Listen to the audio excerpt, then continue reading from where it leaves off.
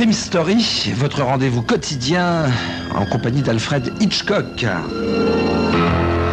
Raconté par Serge Sauvion, voici aujourd'hui de Bryce Walton, Cervet glacé.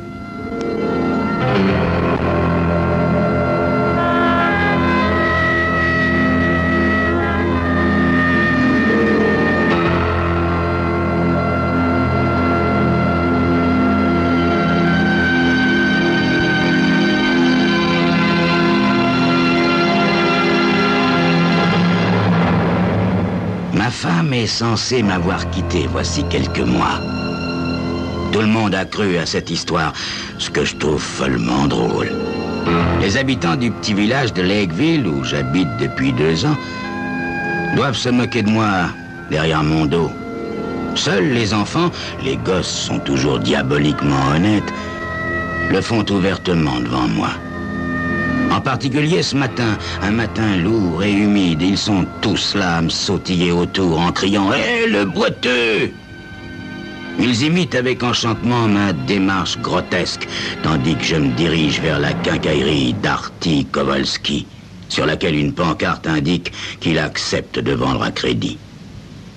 Pour faire plaisir aux gosses, j'exagère à plaisir ma claudication et je donne encore un peu plus de piment aux choses en feignant la colère, histoire de les impressionner et de les amuser encore plus. Je les invective et j'exécute de grands moulinets avec ma canne. Je lance en l'air quelques menaces. Surtout, je me dépêche de suivre mon chemin pour qu'ils ne me voient pas rire, ce qui gâcherait à la fois leur plaisir et le mien. J'ai acquis mon sens de l'humour au fil des années, en même temps que la sagesse, car moi, je me connais bien. Je suis même le seul à pouvoir dire qui je suis réellement. Ainsi, en voyant ma silhouette dans l'aventure du bazar de Silverheart, je ne peux m'empêcher de rire. L'âge et son lot d'inconvénients masquent à présent à merveille ma vraie nature. Et je me dis que si Walt Disney me présentait dans ses films, il gagnerait encore plus d'argent qu'avec ses petits animaux. J'ai quand même plus d'allant qu'un personnage de dessin animé, ce qui me rend d'autant plus comique. Un homme qui a une jambe paralysée à la suite d'une attaque, voyez-vous, n'est pas complètement infirme. Même si les muscles de sa jambe ne fonctionnent plus comme ils devraient, il arrive quand même à marcher à l'aide d'une canne. Il balance sa jambe paralysée, puisqu'il ne peut pas la lever normalement, et lui fait décrire un cercle. Notez qu'il a le choix. Il peut aussi laisser son pied traîner par terre. Aujourd'hui, c'est la première méthode que je choisis pour entrer chez Hart. Je fais des cercles avec ma jambe et frappe le parquet de bois ciré de ma canne avec une énergie volontairement exagérée. Madame Bradford, que tout le monde au village appelle Tati, est là. Elle essaie assez bêtement de faire du charme à ce cher garçon, l'unique célibataire du village. D'un air faussement timide, elle s'efforce d'ajuster son bonnet à fleurs avec quelques épingles. Miss Blimline est là aussi, penchée sur les rouleaux de papier peint. Ces 2 dames observent mon entrée avec une pitié pleine de réserve. J'attaque d'une voix forte. « Bonjour !» Et j'abats ma canne en bambou à travers du comptoir, en faisant frémir les bocaux de fruits et la rangée de couteaux de chasse. « Oui, monsieur Bick ?» répond Hart, qui trottine dans ma direction avec l'empressement un peu excessif des commerçants d'autrefois. Nous échangeons naturellement quelques propos sans intérêt. Madame Bradford ajoute son grain de sel. Elle me plaint de vivre seule dans une vieille maison poussiéreuse, sans personne pour s'occuper de moi. Miss Blimline se lance aussi dans l'hypocrisie. Je déteste ces 2 commères. Je connais leurs commentaires au moment de mon mariage avec cette jeune et vive friponne qu'était Diana. Il est évident qu'une telle union ne pouvait que déclencher plaisanteries paillardes et propos malveillants. Vu mon âge et mon état de santé, tout le monde avait trouvé parfaitement normal qu'elle m'ait ensuite quitté. Il n'était pas très difficile d'imaginer les propos tenus dans mon dos. Moi, je m'en amusais énormément. Je m'en amuse encore. Pour le moment, j'explique à Hart que je voudrais acheter un nouveau réfrigérateur. Le vôtre a lâché? me demande le garçon. Non, pas encore, mais il devrait pas tarder. Il est presque aussi mal en point que moi. Il gémit toute la nuit, rythmant mes insomnies. C'est d'ailleurs ce bruit qui a décidé ma chère femme à me quitter. Je ne suis plus très jeune, mais je ne voudrais pas faire une seconde fois la même erreur. Et j'ajoute en ricanant, j'ai plus d'un tour dans mon sac. En même temps, je me lance dans une de mes figures au sol les plus compliquées et les plus fantastiques.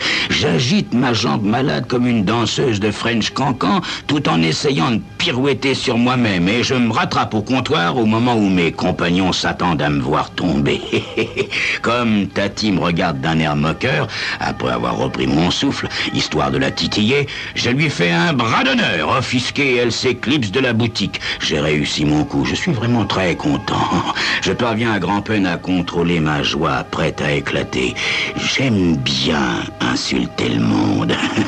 De toute manière, je suis différent, et ça me donne de la personnalité. Art, en bon commerçant qu'il est, me sourit. Ça me fait plaisir de voir que vous vous sentez encore si gaillard, M. Bick, alors que ça a dû être un drôle de coup quand votre femme est partie en vous laissant tout seul, hein? Je lui réponds... À mon âge, mon garçon, on prend ce genre de choses avec philosophie. Diana était trop jeune. Oh, je ne la blâme pas de m'avoir quitté. Sa vie avec moi n'était pas bien gaie. Mais c'est pour cette raison que j'achète un nouveau réfrigérateur. Je me suis promis que ma prochaine compagne jouirait de tout le confort. J'ai l'intention de tout rénover, de moderniser ma cuisine. Alors à tout. Cuisinière électrique, congélateur, lave-vaisselle, que sais-je. Comment? Vous envisagez de vous remarier? S'exclame Art stupéfait. Comment? Mais non seulement j'envisage, mais c'est fait. Enfin, du moins presque.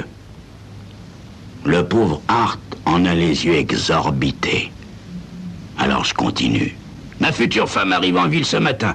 Elle va s'installer chez moi en qualité disons, d'infirmière à domicile. Enfin, jusqu'à ce que mon divorce avec Diana soit prononcé. Je ricane et je fais un clin d'œil à Miss Blimline qui rougit, choquée. Et j'ajoute, autant éviter les commérages inutiles, n'est-ce pas? Miss Blimline nous quitte précipitamment, muette d'étonnement pour une fois. Je lui ai cloué le bec, sauf que d'ici une minute, elle va répandre la nouvelle en ville.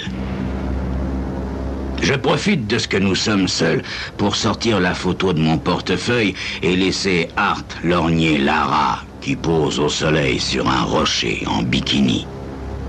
Plutôt jolie femme, n'est-ce pas, Art? Il contemple la photo en ouvrant de grands yeux. La bouche ouverte, il produit le même bruit qu'une pompe aspirante, tandis que je caquette et cabriole comme il convient. Puis je récupère la photo de ma bien-aimée et libelle un chèque pour le réfrigérateur qu'il promet de me livrer chez moi le jour même. Vous voulez que je reprenne votre ancien frigo? Me demande-t-il. Non, non, inutile. Je m'en suis occupé moi-même en le poussant sur la terrasse de l'entrée de service. Rien de tel qu'un peu d'activité pour rester en bonne condition physique. Sur ce, fier de ma prestation, je retourne chez moi en clopinant, attendre l'arrivée de Lara.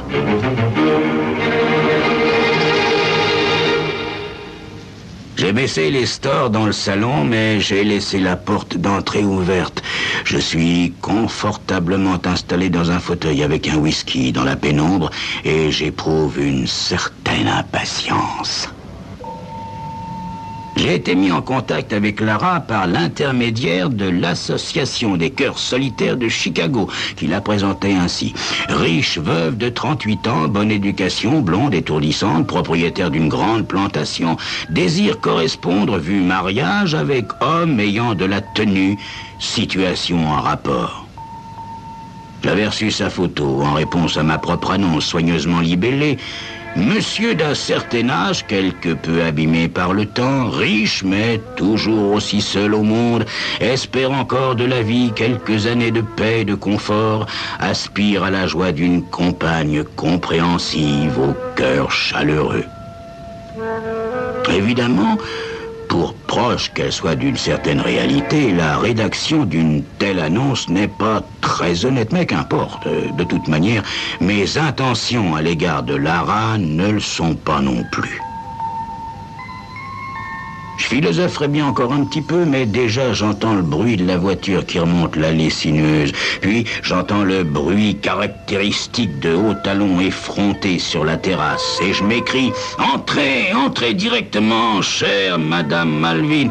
J'ajoute « Bienvenue !» en dessinant des arabesques avec ma canne. Et voici qu'elle s'avance sur le seuil. Charmante, dans sa jolie petite veste en cuir vert. Vous êtes bien, monsieur Bick? Oui, ma chère, dis-je en la dévorant des yeux avec l'ardeur aveugle d'une chauve-souris vampire.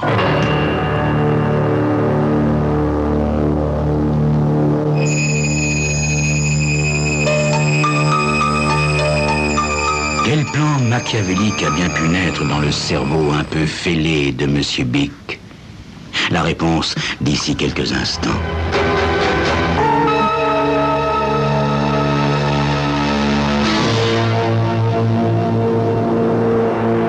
Lara s'assied avec un soupir fatigué, tout en inspectant la pièce du regard.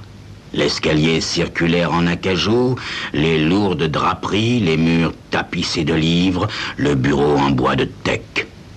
Elle ne peut s'y tromper, bien que vieillotte et quelque peu moisie, c'est là une atmosphère de splendeur. Ses yeux verts ont une drôle de façon de m'inspecter, et un de ses sourcils sursaute bizarrement. Pendant au moins une semaine, elle va me paraître à la fois très jolie et très désirable. Mais comme au cours de la seconde semaine, je m'aventure à lui faire des avances, je me trouve repoussé avec une extraordinaire méchanceté, ce qui m'amuse beaucoup, car j'ai deviné qu'elle est loin elle-même d'être une charmante créature. Je me tiens sur le palier près de la rampe de l'escalier en spirale et j'essaie de m'arrêter de rire car les muscles de mon estomac sont littéralement paralysés. J'étouffe tout en me cramponnant à la rampe, ce qui amoindrit considérablement ma force physique, déjà insuffisante pour me défendre. Elle se jette sur moi en hurlant, les poings fermés. « Mais vous riez, espèce de vieux fou, pourquoi? Qu'y a-t-il de si drôle ?» Tout, ma chère Lara, tout. Ne voyez-vous pas? Même le rire n'est que vanité. Vous êtes piqué, hurle-t-elle. Piqué. Je continue à rire tout en songeant qu'elle manque de vocabulaire et n'a aucune conversation. L'idée me vient qu'il serait bien difficile de l'idéaliser. Elle n'est pas vieille, bien sûr, mais c'est pas non plus une enfant. Il s'en faut d'un bon nombre d'années. C'est une créature plutôt bête, en dépit d'une certaine malignité. À mes côtés, elle meurt d'ennui et passe son temps à écouter du jazz ou lire des magazines de cinéma. Je la considère déjà comme un épouvantable boulet, pire encore que ne l'était Diana. « Eh bien, voyons si vous allez rire de ça !» hurle-t-elle d'une voix aiguë. « C'est drôle, mais je suis quand même plutôt choqué de me rendre compte qu'elle m'a fait perdre d'un coup de pied le support de ma canne et que, par conséquent, je dévale douloureusement l'escalier en rebondissant de façon grotesque sur les marches en spirale. » Cette Lara, je dois le reconnaître, a agi avant que je ne m'y attende, et d'une façon beaucoup plus directe que je ne l'en aurais cru capable. Qui plus est, elle a bel et bien noyé dans l'œuf les propres intentions malhonnêtes que je nourrissais vis-à-vis d'elle. Autrefois, j'étais plutôt robuste. Il n'y a d'ailleurs pas si longtemps, ça fait moins d'un an avant mon attaque, j'étais remarquablement bien conservé, mais je suis à présent sec et décharné. Aussi, Lara me tire-t-elle dans l'escalier et me met-elle au lit aussi facilement qu'elle chargerait un polochon. Voici qu'elle me prive de tous mes vêtements et de ma canne. De toute manière, je serais incapable de bouger, même si j'en disposais. Puis elle refuse de me nourrir pendant plusieurs jours. Elle garde la porte fermée à clé. Elle s'offre une naïve et vive satisfaction en me privant de nourriture, jusqu'à ce que j'accepte de signer le testament qu'elle a préparé, testament par lequel je laisse tous mes biens, compte en banque, maison et mobilier, à ma chère infirmière et bienfaitrice, Lara Malvin. Elle annonce à toute la population de Lakeville que je suis tombé, que j'ai rompu un certain nombre de mes vieux os friables, mais qu'elle va rester à mes côtés et s'occuper de moi jusqu'à la fin. Chaque fois qu'elle entre dans ma chambre, je ne peux m'empêcher de rire, ce qui l'a conduit à abréger mes jours beaucoup plus rapidement qu'elle ne l'a prévu à l'origine, tant cela l'agace. Je m'affaiblis de jour en jour, J'éprouve parfois des nausées désagréables. Je sais qu'elle m'empoisonne et que je suis en train de mourir. Dans quelques heures, le turbulent voyage qu'a été ma vie va s'achever. Quand je demande à Lara de me le confirmer, elle le fait sans hésitation et avec une grande joie. Je pense à ces longues années studieuses que j'ai péniblement passées à m'éduquer, à ces années affreusement sérieuses consacrées à m'imprégner de culture et de brillant. J'ai toujours été une sorte d'exilé clownesque et amoral, déraciné. J'ai vieilli sans m'en rendre compte et pour un peu, je mourrai sans m'en apercevoir. Mais ce qui m'a toujours sauvé dans la vie, c'est l'humour. L'humour. Et en cet instant, je suis encore capable de goûter pleinement l'ironie d'une situation. Vous allez mourir. Vous avez compris? Mais qu'est-ce que ça a de drôle? Hurle-t-elle. Qu'avez-vous projeté pour vous débarrasser de mes restes? Les autopsies sont si faciles de nos jours qu'on n'hésite pas à en faire. Rassurez-vous, je vous ferai disparaître, espèce de vieil imbécile. D'ailleurs, qui se soucie suffisamment de vous pour se montrer si curieux? Personne. Je réponds. Absolument personne, soyez sans crainte. Personne ne vous soupçonnera. En outre, des tas de gens disparaissent ainsi chaque année sans que nul ne s'en inquiète. J'ai dit à tout le monde dans cette sale ville que j'allais vous emmener à Nashville, dans une grande clinique, afin que vous soyez mieux soignés. Et entre-temps, chère Lara, qu'allez-vous faire de moi? J'emmène toujours mes victimes le plus loin possible des lieux où, en effet, on retrouve toujours les corps enterrés. Et les autres façons d'opérer sont plutôt dégoûtantes. Je suis bien d'accord, dis-je. Je quitterai la ville ce soir, quand vous serez mort. Je reviendrai demain matin et expliquer à tous ceux qui pourraient se montrer curieux que je vous ai emmené à Nashville. Je n'ai hélas trouvé ici aucune caisse ni malle pouvant vous contenir, mais le réfrigérateur fera l'affaire. Un camion de déménagement viendra demain après-midi chercher tout ce qui m'intéresse. Le réfrigérateur sera fermé et cerclé de fer. De toute manière, je serai là pour surveiller l'embarquement et le déchargement. J'ai un ami qui, par la suite, m'aidera à me débarrasser du réfrigérateur. Je connais un endroit idéal dans un marais où il coulera comme un vulgaire morceau de plomb. Ingénieux. Vraiment, je le pense, ma chère Lara. Près de mon lit, elle fait les 100 pas en fumant de cette façon désagréable qui est la sienne. Après un temps raisonnable, poursuit-elle, je signalerai votre disparition. Plus tard, quand vous aurez été légalement déclaré mort, je toucherai l'argent. Tout le monde sait que vous êtes dingue. Si on m'interroge, je dirais que vous avez sauté de la voiture sur la route de Nashville et que vous vous êtes caché. Mais voilà qui paraîtra vraisemblable. Tout le monde connaît ma vivacité légendaire. Je ris tellement qu'elle doit m'aider à me moucher pour que je puisse continuer. Cependant, vous n'hériterez pas du nouveau réfrigérateur. Art doit venir le rechercher demain matin. Le rechercher? Oui, je n'ai pas pu payer les traites. Ah oui, un des éléments amusants de la situation, c'est que je n'ai pas d'argent. Pas de biens.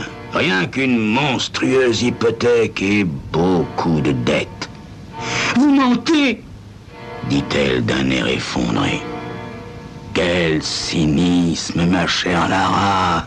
Quel cynisme de penser qu'un homme peut mentir sur son lit de mort. Je suis arrivé dans cette ville voici un peu moins d'1 an et je me suis installé dans cette vieille maison à la suite d'un accord avec un agent immobilier désespéré et en faillite.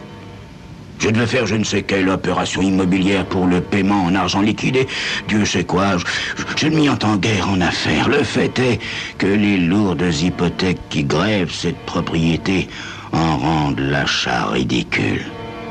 Mais vous êtes fou de l'avoir acheté. Fou? Je l'ai toujours été. Je pensais m'en servir comme d'une façade, mais j'ai été victime d'une attaque qui a mis un terme à mes ambitions. C'était une façade convaincante, vous devez le reconnaître. D'ailleurs, quelqu'un d'autre s'est laissé impressionner avant vous. Vous comprenez, ma chère Lara, moi aussi j'ai beaucoup travaillé avec l'association des cœurs solitaires. Son visage se brouille et semble flotter au-dessus du mien comme un soleil dans la brume, puis disparaît. Un peu plus tard, elle revient dans la pièce pour me dire « Il faut quand même que je me débarrasse de vous. Art est en bas. Puisqu'il emporte le frigo neuf, je me servirai du vieux. Le camion viendra malgré tout cet après-midi chercher tout ce qui peut avoir un peu de valeur. » Je n'en entends pas plus, car à présent, et pour la dernière fois, je me tords de rire. Mais j'ai envie de me livrer à une dernière blague et je n'expliquerai pas à Lara laquelle. Je m'imagine déjà recroquevillé dans ce vieux réfrigérateur silencieux et frais. Ça aurait été intéressant de quitter le monde de la même façon que j'y suis entré. Je veux dire, replié sur moi-même comme un fœtus. Cependant, ce regret passager s'efface rapidement, tandis que je me dépouille en riant de mon enveloppe charnelle. Lara enverra de toutes les couleurs pour m'introduire dans ce vieux frigo. Parce que c'est là que j'ai mis Diana. Car, en réalité, Diana ne m'a pas quitté. Je l'ai tuée. Cervé glacé de Brice Walton, c'était Crime Story. Les rendez-vous d'Alfred Hitchcock racontés par Serge Sauvion.